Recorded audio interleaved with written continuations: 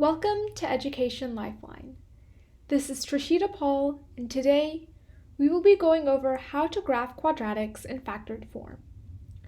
This is the first video in our three-part series on graphing quadratic equations. But if you haven't watched our previous videos on quadratics, a playlist will be linked in the description below, as well as in the top right-hand corner of your screen. Please check those videos out before watching this one.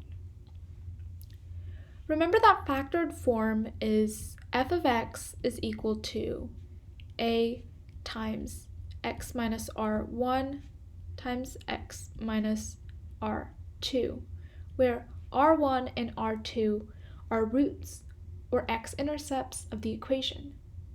That means that we can easily find 2 points on the graph by setting each factor equal to 0. In this example, we can set x minus 3 equal to 0 and x plus 1 equal to 0, which means that our x-intercepts are at x equals 3 and x equals negative 1. We can go ahead and graph these on our coordinate plane. There's x equals 3, there's x equals negative 1. Now, we also need to find the vertex to accurately sketch the graph, because you need 3 points to sketch any quadratic. Now, the vertex will be somewhere exactly in the middle of the two intercepts, and to find the vertex, you must find the midpoint or average of the two intercepts. Now, if you don't remember how to find midpoint, a video will be linked in the description below, as well as in the top right-hand corner of your screen. So to find the midpoint of the intercepts, we can add them together and then divide by 2. So here we can add 3 plus negative 1 together, then divide them by 2. So 3 plus negative 1 is also equal to 3 minus 1. Then 3 minus 1 is 2, and 2 divided by 2 is 1. Now this is the x value of our vertex, which is also the axis of symmetry. So we can kind of go ahead and get a feel for where the vertex is by drawing in our axis of symmetry. But we can get the vertex by plugging in this one back into the equation to get the y value of the vertex, which will then give us a point.